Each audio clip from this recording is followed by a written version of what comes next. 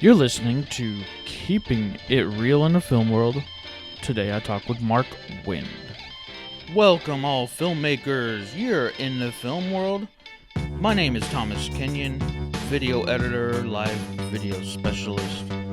Each week, I bring you an inspiring person or message that helps bring you closer to the film world. Thank you for visiting my link and podcast. Now, lights, camera, action. I talk with Mark and find out advice he suggests for anyone starting out. You can check out his website, as he is a film composer living in Holland, right over there across the pond near the UK. Also, be sure to go over on Twitter and Instagram and mention at the Mark Wind to say hi to him. Please welcome now the one, the only, Mark Wind. So how are things from last week? Oh, good. Yeah, now much better. Thanks. Everyone's all better. Yeah. We had it both. Sort of. So there was a lot of taking care going on. How are you, man? Good. Hoping to get not many. If you know anyone like any, not just on like music or any part of the film, if you know anyone, send them out. I'm always looking for new guests. Oh, sure. Yeah, sure. Great. I will. So, what part of the globe you living on? From Holland. Holland, Germany. No. Holland is its own country. Excuse me. No, it's fine. It's fine. Don't worry about it. So you have the Netherlands, right, which is also known as Holland, and then Germany is next to it, and then obviously below Holland we have Belgium, and then across the sea we have the UK. The only reason why I connect Holland and Germany, I had a old supervisor with that name, and Yeah. who was German, and Oh yeah, I see. Cool. Oh, really? With the same name? yeah. Oh, that's funny. Yeah, it's a real international name, isn't it? It's just it connects in English, it connects in German, I guess, as well. It probably also connects in Scandinavian languages. I think it's the same word for a lot of languages. It's funny. Ah, cute dog. Yeah, he's roaming Is it he or around. she? He's huge. Yeah. How old is he? He's just turned 5 years old. Ah, Just so weighed cute. in that he's a big boy, 92 pounds. Yeah, big guy. I love the labs. The Labradors, yeah, man. Yeah, cute. I grew up with Jack Russell. You know the type. They're Oh very. yeah.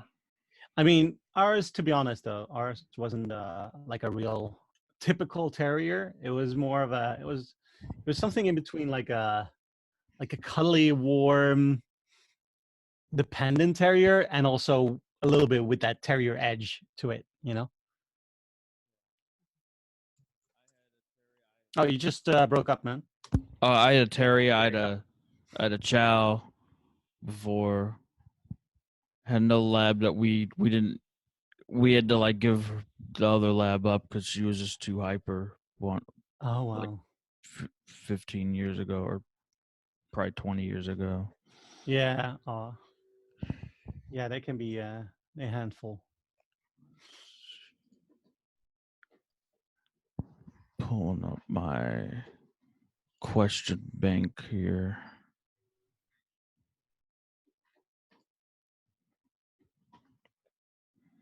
All right, so like just today, what are you excited about today?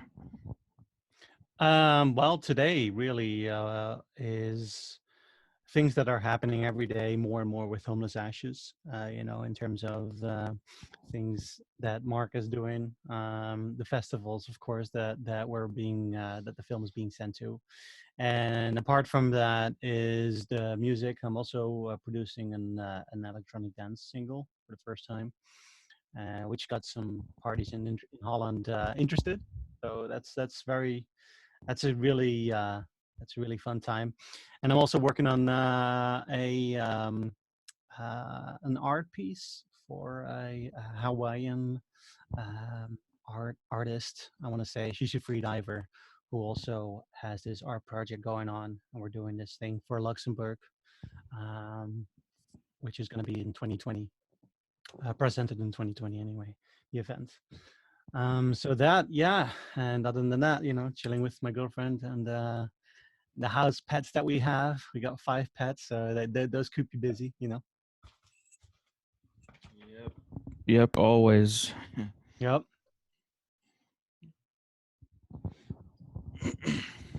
When your passion for making music and for films or film, like when do you realize your passion? Well, it happened really at um, it kind of happened gradually because as a kid we would go on vacations by car, and we would often leave in the middle of the night, and my dad would put up CDs, and one of them was the album from Mike Oldfield, which is the UK composer, and his album Tubular Bells 2 just really connected with me amazingly. So at the time I didn't know it yet, but that kind of planted the seed for my love for film music, because the album, to me at least, felt very cinematic. There was lots of scenes that I had as a kid in the car that would just fly by in my mind as I was listening and going totally with that album. And then what happened later on is I was kind of like experimenting really with sounds and recordings and just manipulating them, twisting them, tweaking them, and trying to make some musical esque ideas with them. And then I ran into this limit where I wanted to make it into an instrument, but I couldn't. Obviously, I needed one that was actually an instrument. So I went with that, and as soon as I bought a piano for that, for that desire that I had at the time in 2013, it just connected with me straight away. It felt like I wanted to.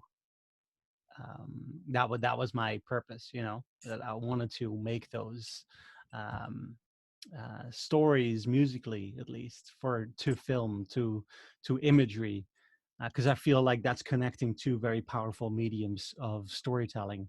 Because their music really is about like an emotional storytelling, right? In a way, and visuals as can be as well. So that combination to me is just a magic that's unparalleled, I feel.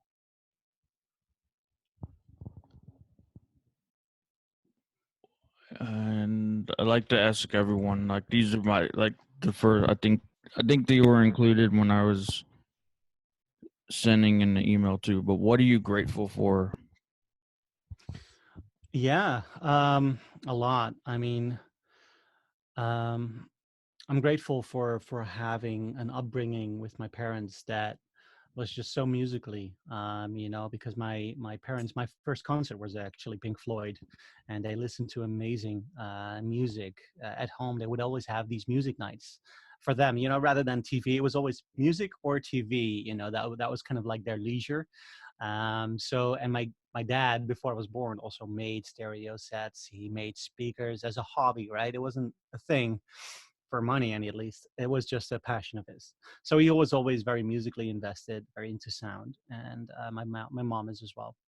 And that filled me up, brought me up with a lot of passion for music as well.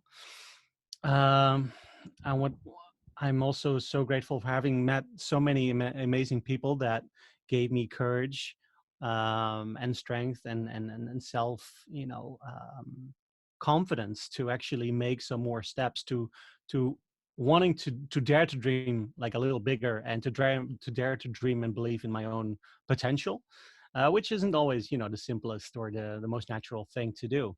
So and then obviously for meeting Natalie, my girlfriend. She is amazing and has become my, like my counterbalance in life, right? To keep me upright, which just gives me like an emotional and energy strength to just push even harder through it all. You know what I mean?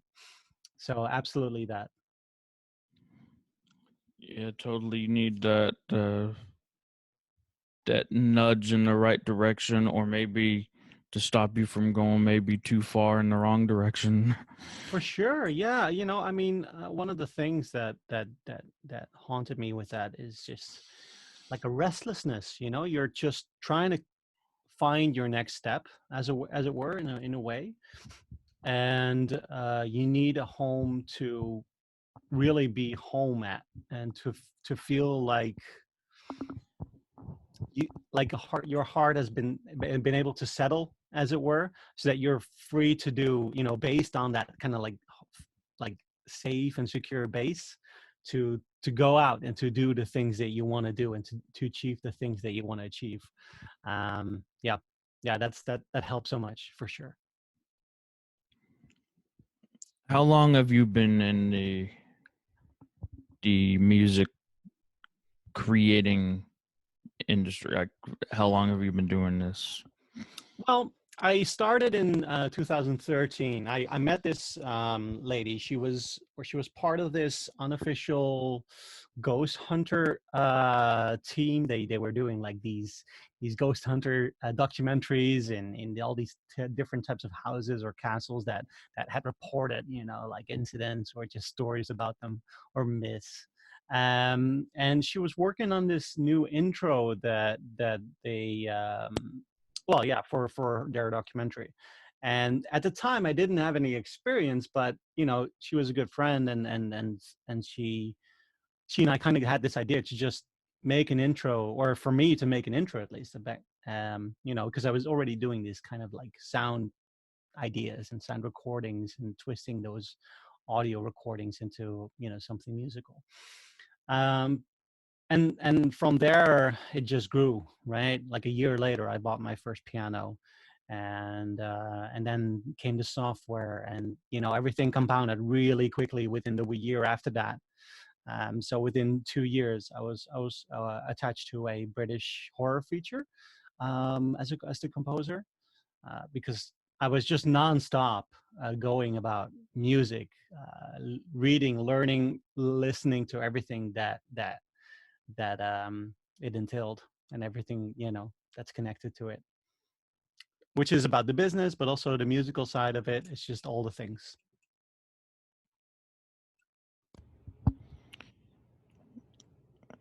And if you could give someone advice who is you and who is just starting out, what like one advice would you give them? Well, I think one is to make sure that you view the industry as a group of friends, like a collection of friends, rather than the industry, right? Because it feels like you're not out to get a job. You're out to make more friends, because friends, they prop each other up, they help each other, they, if you're a right fit, trust, it's a very artistic, even though it's business, it's a very artistic business. So having people that you trust to go on this creative endeavor is very necessary. It's very helpful, and it's feels safe, right, as a creator that you want to work with. So making friends is the way to go. Not purely to get jobs. It has to be genuine, because people can pierce through that, that veil of fakery, right? That just, I mean, it's just instantly recognizable. You can smell it even, almost. So it has to be genuine friendship. You have to be genuinely excited about what other people are doing, and able to relay that, and celebrate with them when they're making huge steps. It's that idea of like a tide raises all ships. You have to kind of believe in that to want to survive and thrive. I feel for sure. I think that's the biggest giveaway or takeaway, I would say, for sure. There's also, I mean, if I can can run down a list, is that okay? Sure, go Yeah. ahead. Well, I think I made some notes here that it's also very important that you don't look outward too much for like a confirmation on your abilities, um, uh, because it's someone basically telling you if you're doing a good job that you already know. Um, and worst case, it's an echo chamber that has a high bias. I want to really uh, I would really advise someone to really find your own standard, and that's something someone can help you with, right? What's the right standard for you to want to aspire to and to be known for as well, and then achieve that standard or close to it, or something that you feel is what you want to be known for. And that will really help you in a mental um stamina wise as well, because you know for yourself what you can do, which is very important. And you also know what you can learn, which is very important when you're trying something new. You want to always push that comfort zone to something unknown in a creative way. So that's very important, I think, to trust in yourself in that way. That was a really good, really thought out answer, uh, and I like especially that you said when you didn't say it exactly like this, but you pretty much said to make it your own in a way, like you just make it your No, you're own, right. find your own standard. That's what you said. And I like that. Yeah, yeah, for sure. And you can go about that. Don't ignore what's already known. Don't ignore any rules that are already in place that people play with, but find your own standard. But through that, you will gradually find your own voice um, through that process as well, for sure. Yeah, you can find the inspiration from what others have doing for you. My Yeah, first exactly. my first guest, he said it. I made a little quote post about it too. It's awesome the way he said it. Mm. I'm gonna butcher if I don't, 'cause I don't Yeah, go for it. have it up at me, but like he said, learn from the people who came before you so you can stand on the shoulders of the giants. Something, Right. and I already ruined that, but it was so good, and that it's along that same line as message. You're Yeah, learning from others to make your own absolutely. to make Yeah, your own thing. yeah. You have to be fearless in that endeavor. I totally agree. Yeah, man. What's harder, getting started or keeping it going? Um, I think so. The hardest thing, it's a difficult one because the challenges are different for both. Uh, when you get started, the sense of overwhelming unknowingness of the industry, or which paths, which choices to make, which how to get the doors, how to get doors open, how to find the opportunities. That can be a very overwhelming path, let alone maybe even the technical side of the things you're trying to learn. Um, as long as you're focused on the technical, stay with it. Stay with the technical. Don't worry too much about opportunities. Just make sure you connect with like-minded people who love the art the way you do. That will give you a perfect base to just start off from when you feel you have like a skill level that you feel very comfortable with in in the right way. You don't want to be too comfortable, right? You want to push the boundaries. Um, Yeah, yeah, so that's one issue. But then when you have it, I think maintaining it is the hardest of the two. Um, if I think for the same reason, you read so many, or you can find so many things about how to get successful, right? I'm not saying I buy all that stuff, but there's so much out there that the path to success, some kind of success, is a very well talked about subject. I guess. But how to stay with it is the most important and difficult thing, because it tests your personal mental capacity for swings and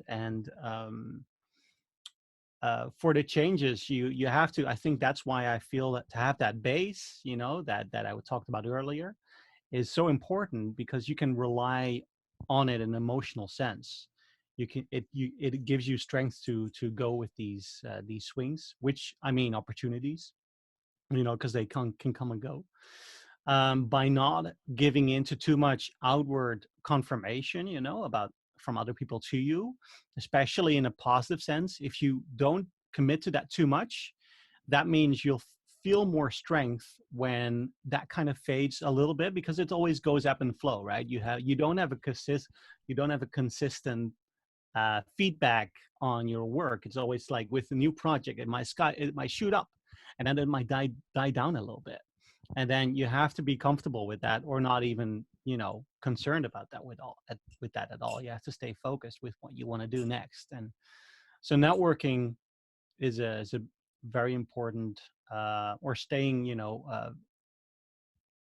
not falling to your own traps, I guess is what I want to say, is very important that way. So having a good base at home can really help you survive longer, I want to say. And I was listening to. I'm going to this summit. The inspiration who got helped me inspired to create this podcast is actually Lewis Howes, School of Greatness. Mm. He does this whole thing about being great, learning how to be and do great things, and he established this thing every year. It's an annual event. It's in his hometown of Columbus. He talks with all these people like I do. I talk with filmmakers on my podcast. He talks with people who has done great things, and one of the persons who I listened to again the podcast with Ed Milet over here in the States, that he's out here in California, and he says he pretty much when I had this he's as far as starting,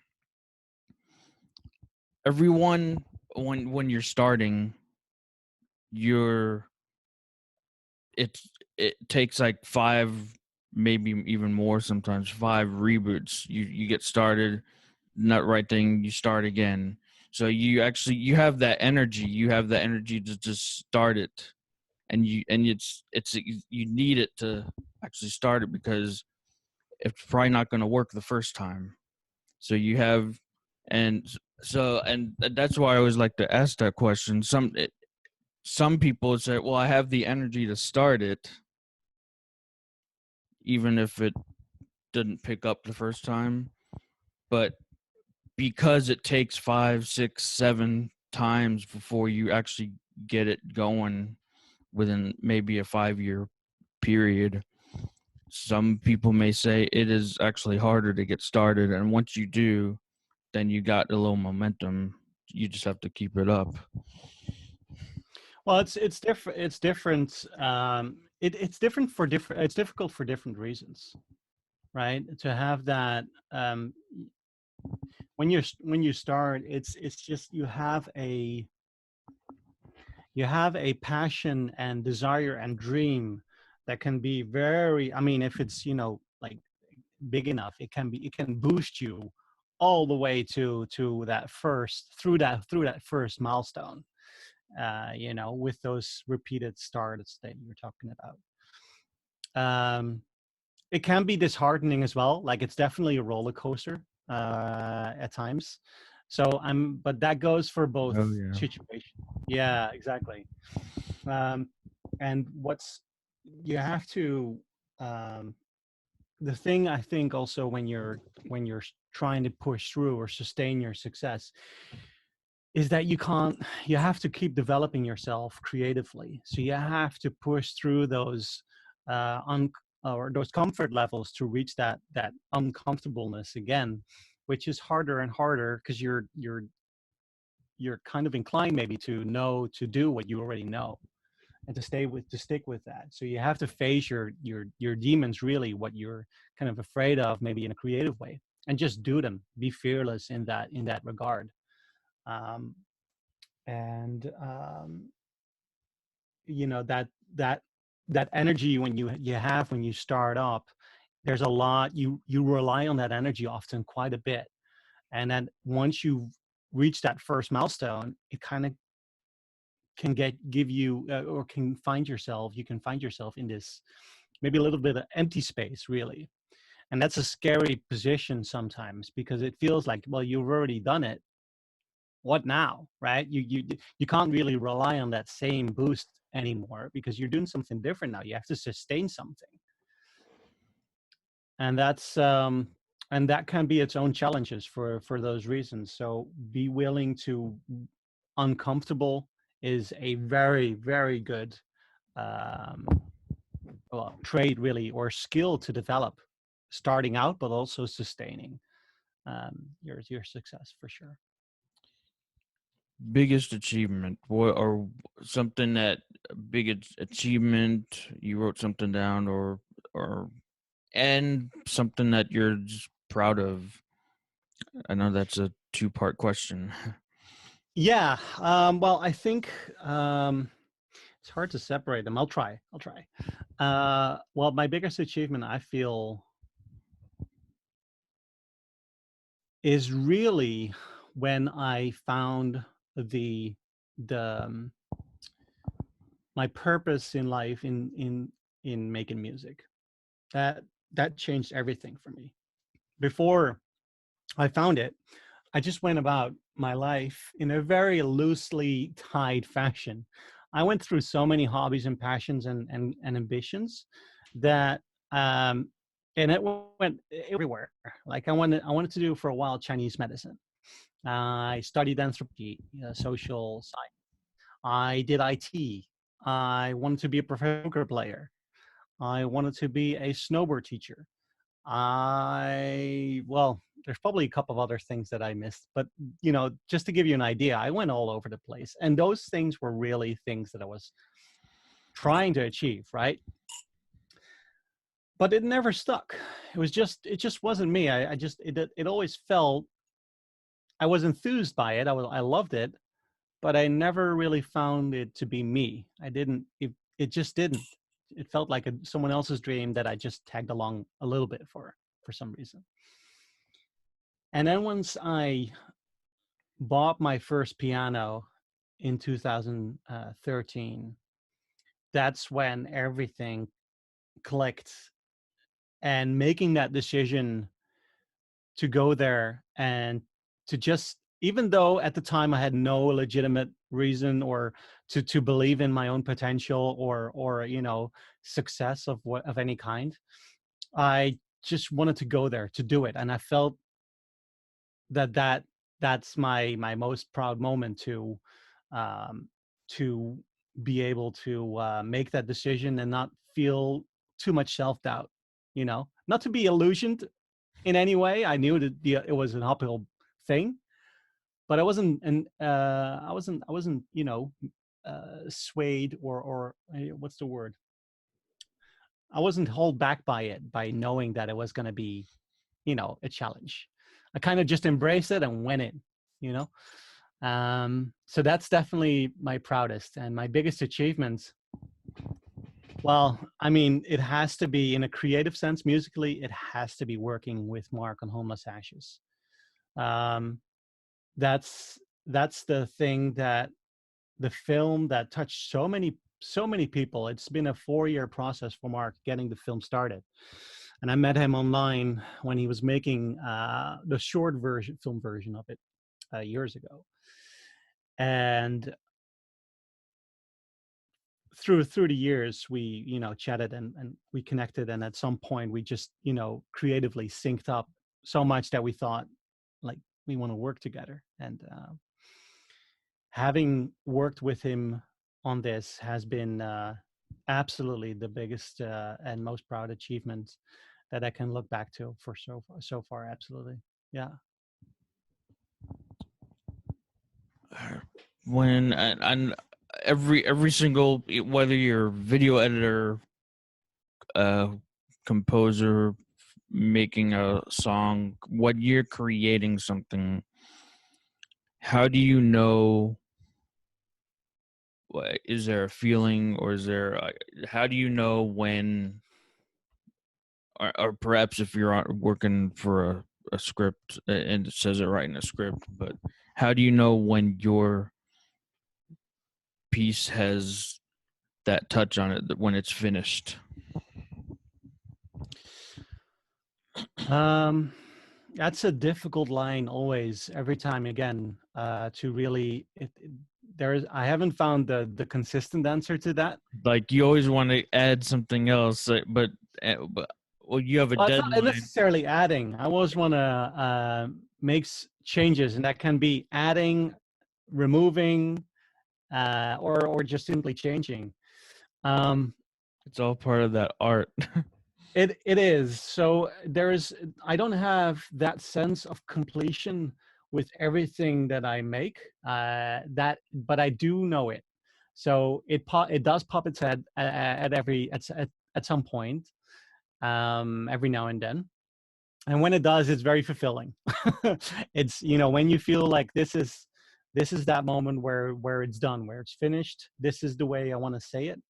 That's the most beautiful feeling to achieve. Um, and how I know it is, that's a very difficult one.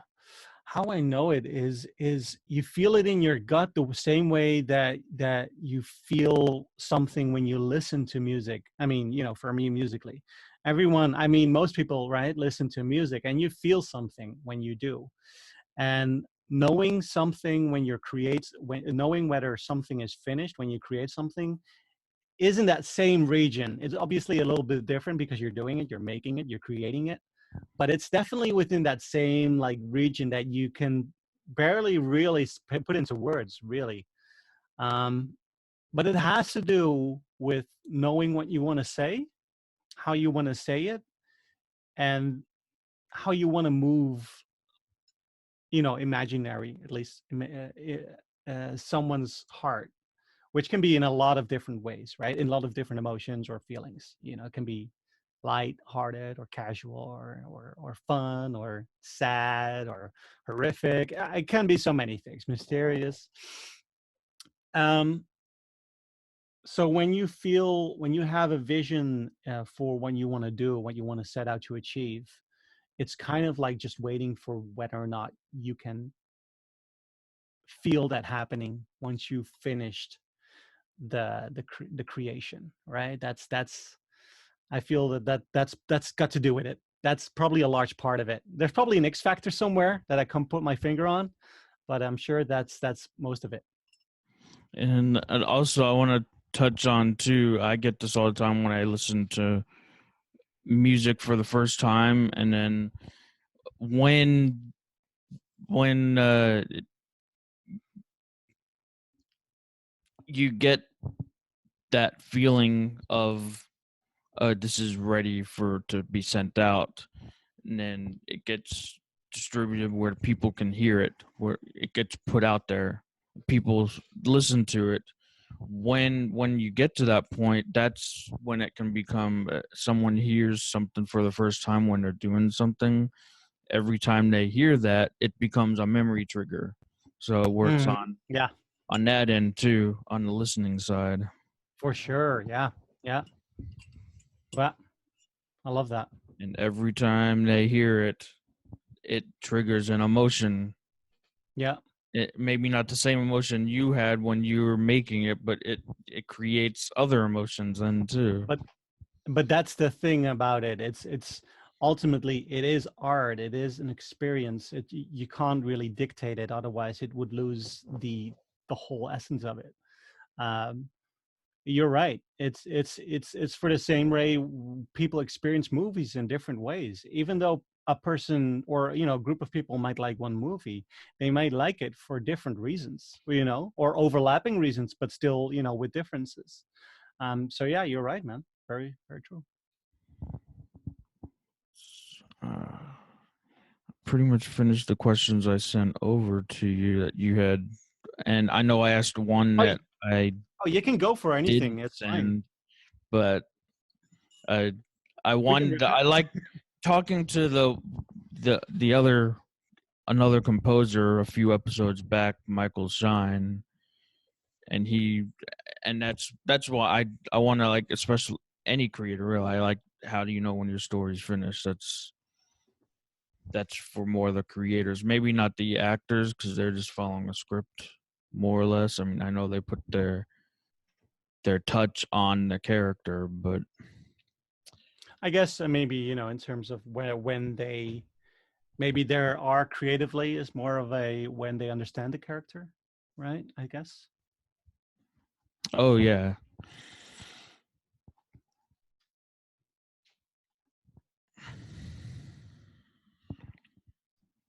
Let's go back to what I have here.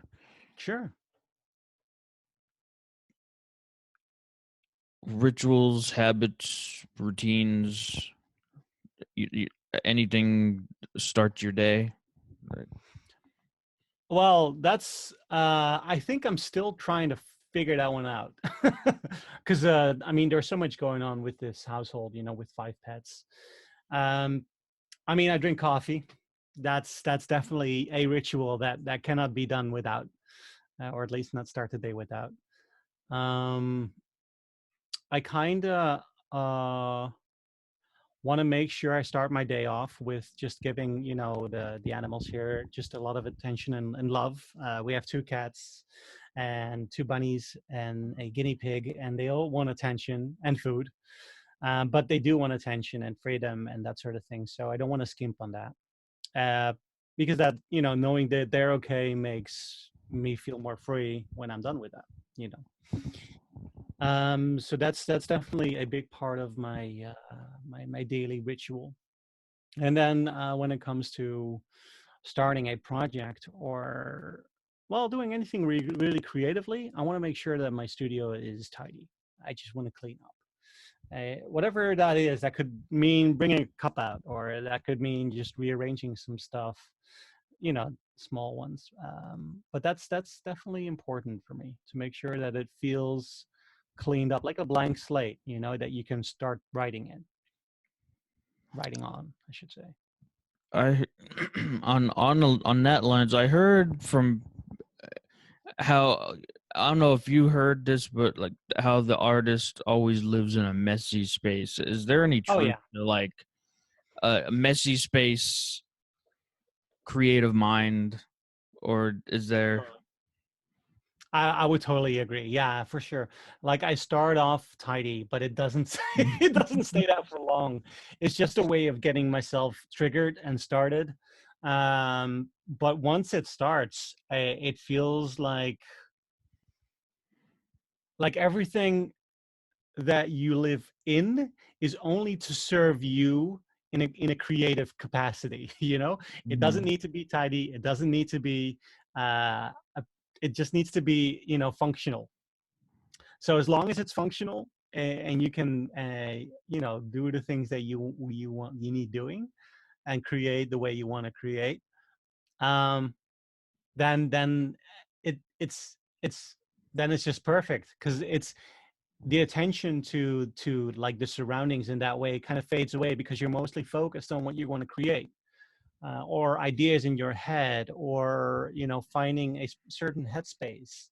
um, that's those parts are what your focus are about or on, not necessarily anymore like the way your studio looks. It's just not the way. It just becomes less of a priority, I guess, is what I want to say. Yeah. It's just all part of the current day's workflow. Start clean, get through it, then you just have to clean up at the end of the day. It does. Yeah, that's definitely like the cycle that you're in. I mean, that's for me for sure. Yeah. As for like routine, and as who I mentioned before, kind of helped me like get my thinking straight in this, but like as far as a routine, keeping it simple, like you ever like the admiral who said this, if you want to do something great, start every day with making your bed. Yeah, yeah, I love So that. Yeah, his keep speech was wonderful. keep your routine simple and Yeah, just make your bed, drink of water, walk the dog. And walking the dog also will get you some exercise. Just go outside to get you going outside first thing in the morning. If you accomplish like yeah, three things, that sets momentum for the day. yeah, yeah. It's also that has to do, I think, also with productivity. That the idea of making your bed, like even the day hasn't even started and you already did one thing. Like that's a way to get that Mhm. energy and momentum going for sure. I don't do it. I got to be honest, but I might start doing it at some point. But no, no, no. For me, well, I mean, the animals for me are like an obligation. I can't go around, so taking care of them is kind of like making my bed in that way. I can see it may be hard if you want to get up and start doing some work at like early in the morning, and if your girlfriend's living with you, she's still in bed. It's kind of hard to make your bed. I could see that. Well, yeah, that's true. Yeah, I could use that as an excuse.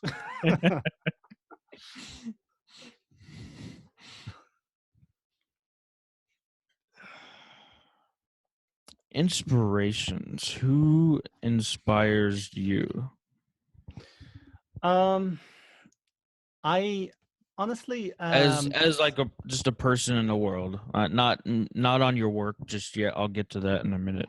Just as a yeah. person.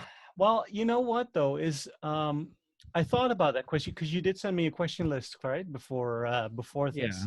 and one of your questions was also that, and I hadn't thought about it before really in any depth, but I realized that there's not really any one person that inspires me most.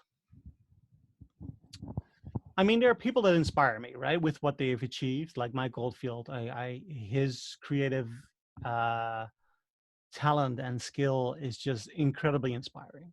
So that's that's definitely a name to be named. But what I want to add is that what inspires me on a daily basis is really relationships, the connections between people, but also people between an activity or an object, right? Like, for instance, an instrument or something of the like any type of human connection with something of meaning that inspires me because that's emotion, right? Relationships, connections is an emotional thing, and I feel human emotion is is the most beautiful thing that can exist, because that's what gives us life. That what gives us colors in the day, right? Without emotion everything would just be gray, right? And no, not even shades of gray, just gray. Mhm. So yeah, no, it definitely is human connection. Besides naming someone like Mike Goldfield, for sure.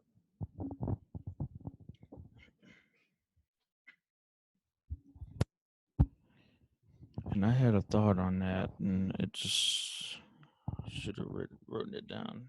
But That's fine. I, Well, I can go on a little bit if you want to have a think. well, to move on, go into your work. Like who, maybe something that you'd want to work on that you saw down the pipeline from someone, or someone who you haven't yet but would like to work with. Yeah, I mean, if I want to reach for the stars, pun intended, I would want to work with Bradley Cooper. Um, Definitely uh, someone I just have a can't explain it, but I mean the way he works is I just feel like he gets it. That creative process, that vision. That I don't know if he'll ever do a project that would be a good fit for me, because obviously um, he has a ton of musical talent as he proved himself as well. Um, but yeah, Bradley Cooper would be, if he would be directing a project, I would be very interested in. Um, Also, a project I'm very interested in is Mark Zammit's Trunk. One of his upcoming films, which is about elephant poetry and child uh, soldiers, I believe. I haven't read the script yet, but um, without a doubt, that's a subject to me that's very dear to my heart. I absolutely love elephants. They are just emotional, smart creatures that have a ton of, I feel, emotional inner life to them, within their society or within their social structure, I want to say. And yeah, that's something I'm very excited for as well.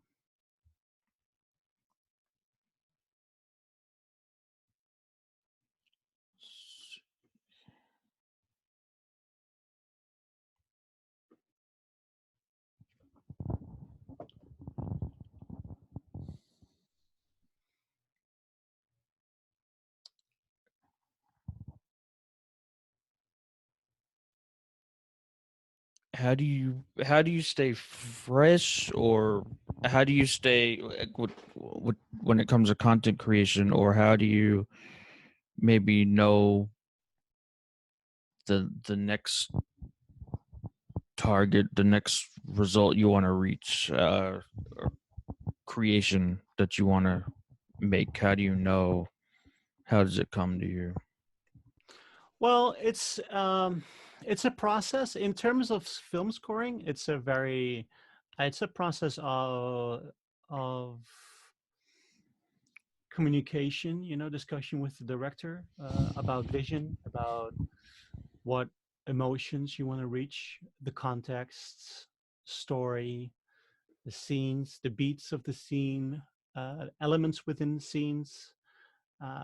It's basically understanding that first, that you have to do that, otherwise you're just flying blind. You have to just go with what's already there. You have to understand it, and to understand it you have to have a good talk about it, so you kind of go through the film together. And then once you've done that, you already have a pretty clear idea on emotions, and that's for me always like the basis of anything. Before I want to start, is I want to understand the emotion of it. So with my own ideas and my own vision, coupled with everything that I would have discussed with the director, I find an idea or I begin to form the understanding of what I want to do, what I want to achieve. Then it's just a matter of finding the right tone, the right rhythm, the right sounds to form the score with, which can be anything. And that's something that sometimes you go back and forth on before you find the right one. And that can be something that requires a little bit of feedback also from the director, because it's a process. It's definitely a collaborative process. And then once you find it, it. Oftentimes you know it even yourself, because you kind of already have an understanding of what you're going for. um, so it's definitely by understanding what you want to set out to achieve. So you want to already have your emotional goals in mind. By having that, you kind of already know when you hit it or not. Yeah. So before I get to wrap up, maybe one more. I have like three. I like to call bonus questions that I Oh, don't. go for it. Yeah, sure. I like to like get not me catch you off guard, but like unscripted, unprepared kind of Sure. thing, off the cuff. But one more.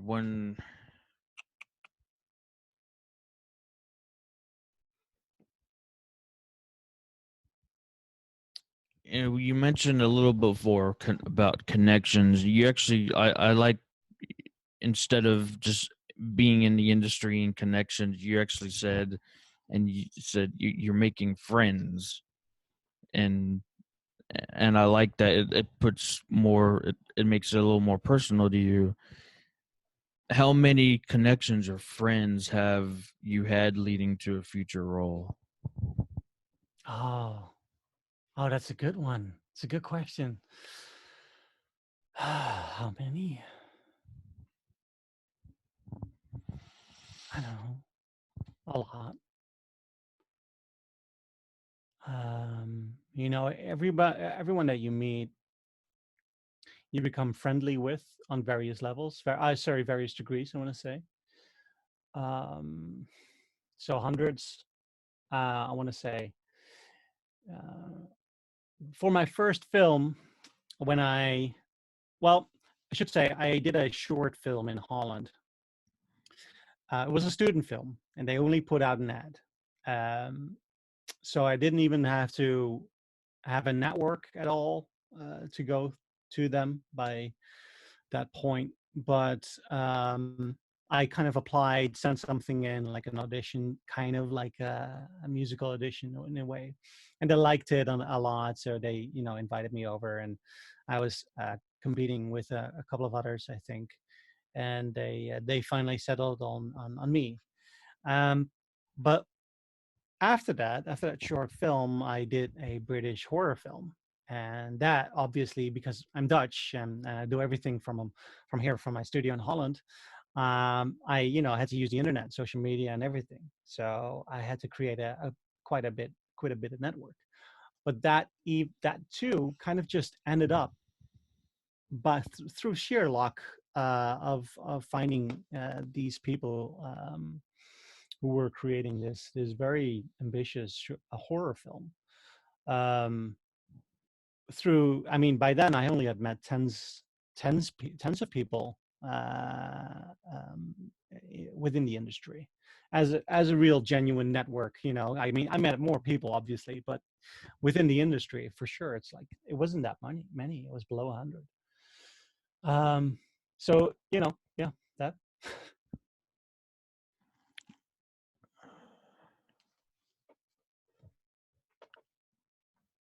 So how did that connection help you get the role on the project?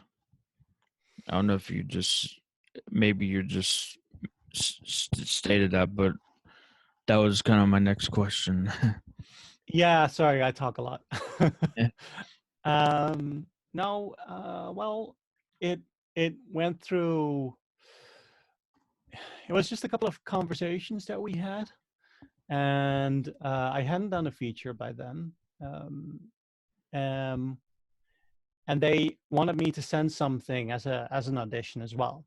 So I created two horror pieces that were very short, but they kind of illustrate a little bit of my music creativity, even though like tonally and structurally it would be nothing like the score I would end up creating. It um, uh, it absolutely persuaded them to want to work with me, which was very. I mean, I was so nervous at that point. I was so incredibly nervous to hear back from them whether or not they liked it enough for me to work with them. But yeah, they did. So that is maybe as simple as sending in an audition, uh, a musical idea, I guess. Yeah. Our last one, and we go into the bonus wrap up. A question that no one asks you that you wish people would ask you. Oh, um, yeah, it's a tough one. I don't often think about what people. I guess that's more to do with um, society at large, um, Yeah. because there's so much yeah, mental pollution going on these days in societies. So much bickering and outrage and fighting and arguing and um, just kind of soul crushing negativity. I want to say I have a lot of ideas about that. Not that I that's the thing, right? I don't ever want to get political, or I don't ever want to feel like or talk like I have answers to those things. But I think I do know enough to know that so much of it is misunderstandings on so many levels, where people are just too angry. Just as two people can get in an argument, groups of people can too. And I feel, I mean, I'm not naive as to say that that's the issue, because I know there are interests, and I know there's, the dependencies and influences and stuff like that. But at a citizen level, I feel there's a lot of that kind of going on in the way people approach one another. So it would probably have to do something along those lines. I wouldn't have a question formulated in my mind.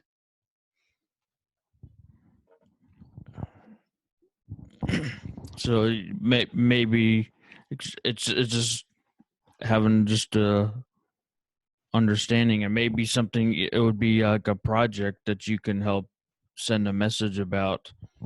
Hey, Maybe. saying helping all about make sure you understand the person that you're talking with, where they're coming from before you, and that's and that I'll get into it a little later, but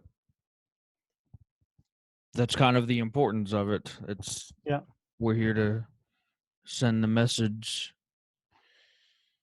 Yeah. So before I get into this, I like to like. Do you have a website or? I do. Yeah, sure. I actually, most You, of it, sorry. you can state it on here, and if you could like email it to me as well. Yeah, absolutely. I will. So my website is at themarkwind.com. That's Mark Wind with a K and a D. And the same goes for social media. I'm mostly active on Twitter. That's kind of my go-to social media thing. I'm not on Facebook anymore. I do have a page on there, which has been lying, collecting dust a little bit. I give it attention and love every now and then, but mostly Twitter. And my website is at themarkwind.com.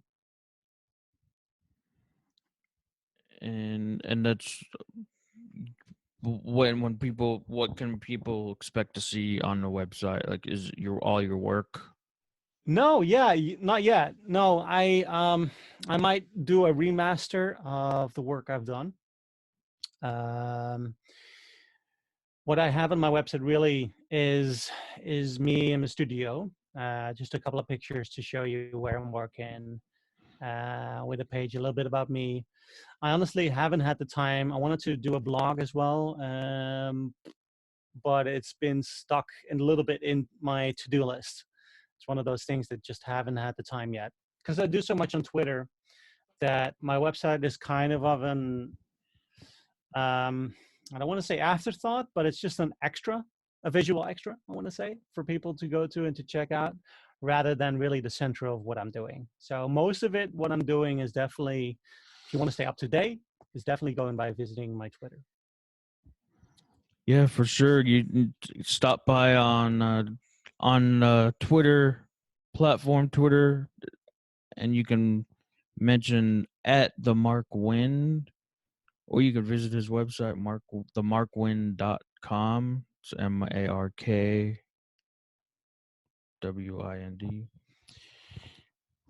And before I get to final wrap up, I just want to bring back about the inspiration subject, and I wanted to mention, like, it's kind of the reason why I continue to do this, like, podcasting. I grew up, I didn't talk much. I didn't talk to people. I made people. I still make people nervous when I'm quiet and I pause and I have those unnatural pauses. But I started this podcast 2 years ago, and I discovered, and you mentioned, it's that I love talking, connecting, and it's that human connection and that's why I do this. And I discovered, like, if you go back and listen to my first show with Jordan Brady, who I mentioned one of his quotes earlier on, and you can at least I can see my progression, how I'm better conversationalist instead of, yeah, I'm still reading from a question bank that I created, but I'm getting better at making more conversation based on what I hear from like you or from anyone I talk with. Right. So it's this podcast is an inspiration for me to keep talking to people. Oh, beautiful. So it goes both ways, huh? Yeah, The and network I has so I much. want to I want to connect everyone in the filmmaking world, and in the world, all over the world. I want to connect. If I talked with, like I said, another composer, I had another one, but he kind of he didn't he lost he got busy or whatever. He didn't have as much time as he was planning on before, but I talked with other composers, directors, actors, a lot of actors, actresses, but it's this has been an inspiration for me, and I've that Lewis Howes, I have him to thank for helping me get that. Beautiful. I mean, But that's sorry. oh, go ahead. No, that's it, right? Finding the dare to just go out and do it. So as I mentioned in these bonus, he Lewis, my inspiration, he asked these three truths, which I started asking about your last day. What are three truths you have? But I want to make it more about film and creation and Right. all that. And this is what I came up with. It's your life is one big story, as it should be, and it's way down the line when there's flying cars and autopilot and cars and all that. What is your perfect life story, the perfect ending to your life story? That's your So last is so is the perfect ending? Do you mean because the first thing that comes to mind is your perfect end, your absolute, like what you pictured your last day on this earth to be. right. I think I know what you mean. Yeah, yeah, yeah, for sure. I actually do have an idea about that. Um, I I wanna. It's basically connected to what I wanna, where I wanna be uh, um, later, which is to live at some place. It doesn't matter which country, doesn't matter near which city, but to live at some place where I live in a reasonably sized um, um, house with a lake, with a lot of trees, nature. That to me is a must have. Well, you run into some practical problems. I'm sure we can overcome that in the future, but that's where I want to have my home studio. You know, in a large shed perhaps, or something attached to the house. Um, and my last day would have to be um, the most fulfilling day that I could imagine, which is to enjoy a walk outdoors with Natalie, my girlfriend, to enjoy the scenery and to compose in the mornings, to have an extensive lunch um, uh, in the at noon. Um, it, Preferably outdoors, you know, just where when the weather is good, and and then in the afternoon composing a more, and then in the evenings have that walk and relaxing at either in front of the TV or uh, anything or any animals that we might have, just relaxing with them. That would be definitely my perfect last day. It's beautiful. But back on the film subject, why is film important? Why is film important? Is that was the question, right? Film, like filmmaking, Yeah. as yeah. Why is Why that filmmaking important? is because I feel it is one of the most impactful mediums, or maybe the most impactful medium of storytelling that we know. Um, it just connects with such a wide range of people.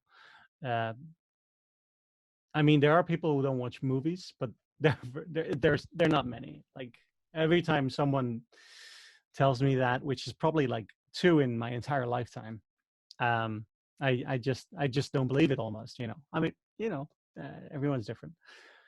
But I think it's the most important storytelling device, mechanism, tool that we have, and I think stories are important for so many reasons, um, because they have messages, but also they can inspire. It doesn't have to be message laden, but it can inspire to dream, or it can inspire to love, or it can inspire to enjoy, or it can inspire um, to feel like the I don't know. It does so much for our imagination, and then in our imagination, that's where the future is being built. So, uh, having a engaged imagination, I feel, is very important to move us into that future.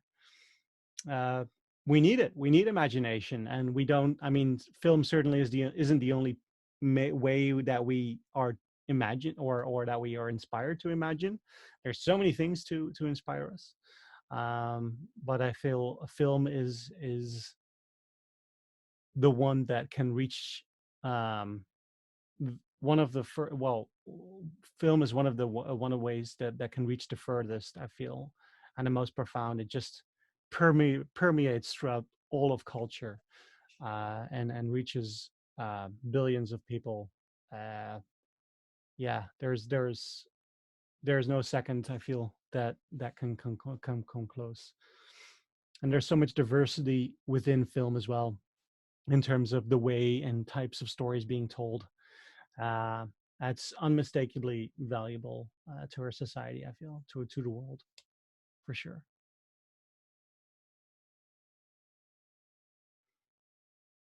Oh, I think I lost you on the mic. Sorry, Yeah, it's okay. I like to mute I myself. see. Cool. And that was perfect. The last question: what is your definition of creativity? My definition of creativity is finding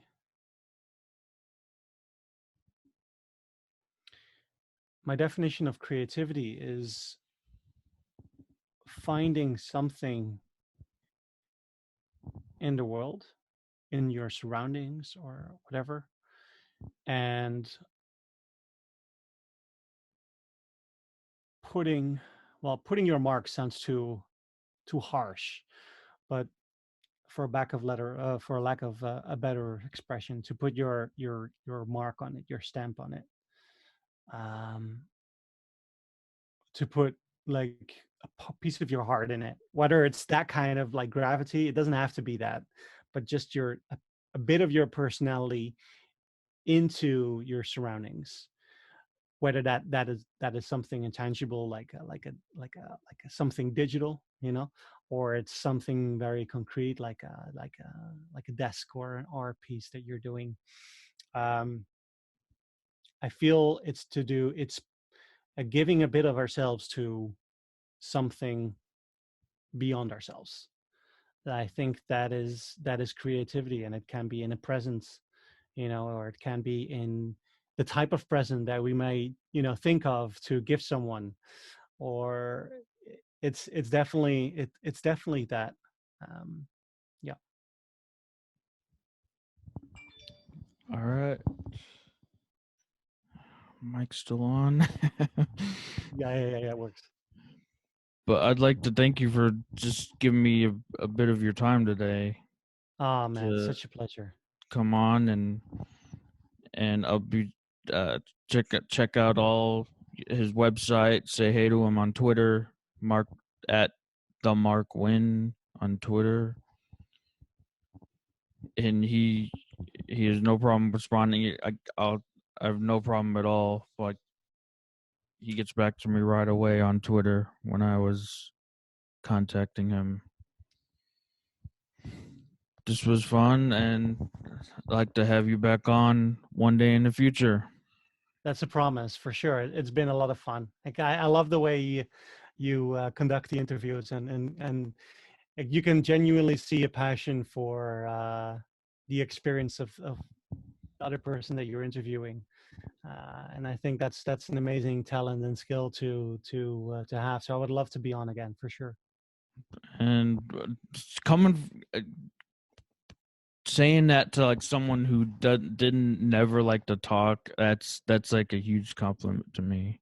Well, I think it's in it's you can see it. It's it's within you. It's in your mind. The experience is all there, and it's coming out through all these amazing questions, and you can see that you have a true passion for it, and it's just a lot of fun being with you on this. So thank you. All right, and end it there, Cheers. and we can. You have anything else to add before we? Yeah, so follow me on Twitter. There's something, there's a lot of stuff coming up with Homeless Ashes. It's doing for from Mark Zamet, the director. And I'll be sure to keep everyone updated in the loop about that as well. But also regarding maybe some near the future, my new single that might release pretty soon. There may or may not be already a Dutch label in the process of it. So yeah, hopefully there's a lot of good news to be announced soon on that. I don't know. I hope. I think I was, but if I'm not, I definitely have to get on it. But are we? Am I seeing you on Instagram? I'd like to see some